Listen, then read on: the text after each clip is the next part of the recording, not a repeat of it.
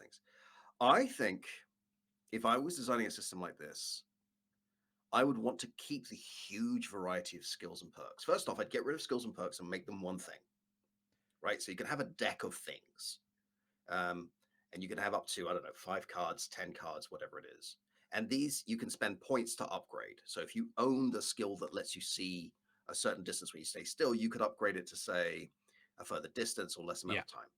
There is a difference between the two systems, though. So one of the systems where you can kind of upgrade what you can, you kind of buy into a certain like a tech tree. You buy into a certain one, but you can't unbuy.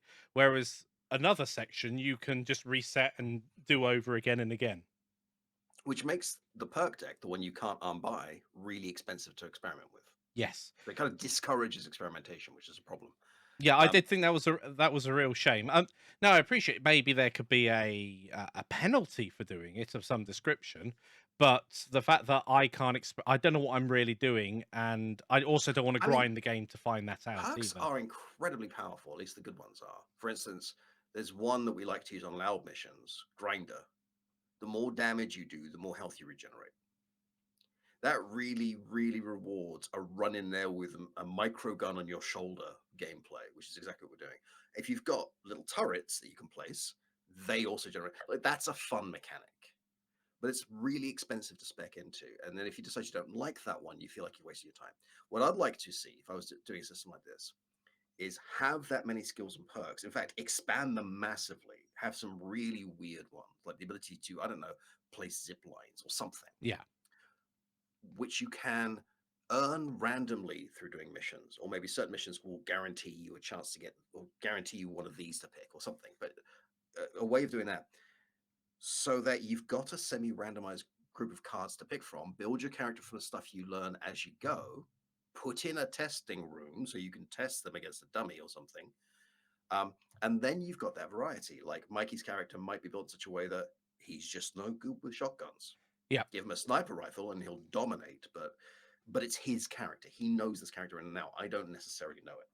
I really enjoy of all the games that I've played in terms of developing a character. I always felt like things like the practice kits and things like that in Deus Ex a bit too. Oh, I have no idea because I want to play stealthy, but this sounds like a good upgrade path for the game.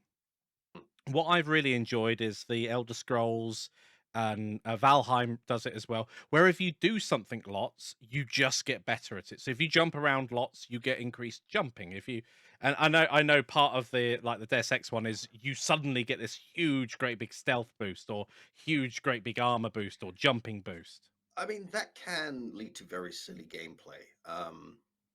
I'm remembering an old open world PvP MMO called Darkfall, which did exactly that, right? If you wanted to get good at Fireball, cast Fireball. If you want to But get you good go at around jumping, jump. spamming fireball. So everyone, when they were going between towns, would just be sprinting, leaping, throwing fireballs in the air. It looked like raves, just traveling town to town.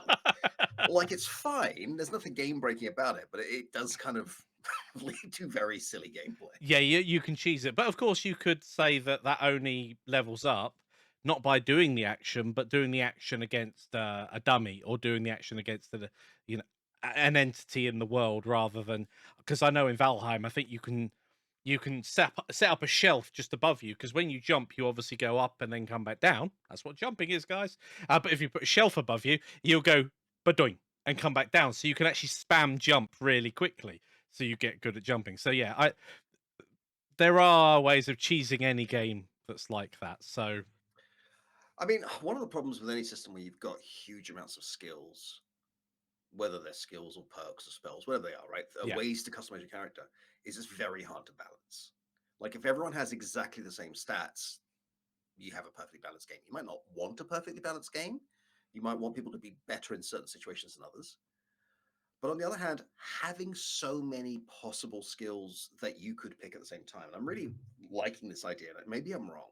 Tell me if I'm wrong, all of you. I'm liking this idea of a couple of hundred possible skills and perks you could find and unlock and skill up. You can only use a set number of them at the same time, but you find them as you go through missions. and then So you get to keep them, and then like if you've got 8 they're just slots, yours. you just populate Yeah. those 8 slots. But now you're learning the skills as you go along. You could come up with totally crazy characters. Some of the perk decks in Payday 2 are insane, like the Hacker deck. You have 2 portable ECMs you could just keep using. Right? They have a cooldown of 60 seconds. If you're using them in a quiet mission, every time you use one, it silences all cameras and pages and trip beams and all the other stuff. Right? It just does. If you use them in a loud mission, things get insane. One, all NPCs within a certain range of you get feedback in their helmets and are stunned, grabbing at their headsets. Killing them while they're like that gives you health and lowers the countdown for your next ECM. That sounds a bit overpowered. That's a magic spell, right? I mean, that's what that is. Daggerfall. Thank you. Yeah, it becomes a game loop. Yeah, that is very, very, very true. It can. It's where you can accidentally. There is nothing wrong with it, but you can also end up with people optimizing out of the game. You know, they completely take the fun away. You can, and there's always going to be a meta, and there's always going to be, if you're not familiar with the term, a meta game where people try and figure out at this moment what's the optimal build, right? So in Payday 2, at the highest difficulty, the optimal perk deck is Leech, which is incredibly hard to use, and I hate it. And I've tried again and again and again, and it just gets me killed. But it's really good at high difficulty levels when it's fully unlocked, because it gives you 40% more health, and then turns your health into 10% segments, and whatever damage you take is just 10%. You cannot go down while the leech is active. You can go down at the end, but if you take health kit before then, you're fine. And I mean, it does all kinds of weird things. Like it's incredibly broken if you can use it. I can't. I'm not good enough. I don't have it maxed out. It's horrible. So that's maybe an argument for why it exists in its current form, because it is incredibly difficult to use effectively.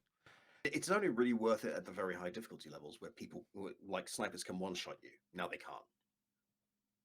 Right? Yeah, but if they're doing that amount sense. of damage anyway, then you're wasting your perk deck. I think okay, so you get the idea, you get the situation where you're going to have a meta like Leech is currently the best with these 2 shotguns and this thing, whatever, right? That's fine, because people are going to be constantly developing that anyway, and you can keep adding to the skills.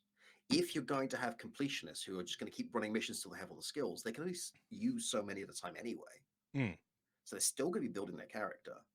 And there's nothing to say you can't have things like rare skills or rare, whatever they're called, rare cards.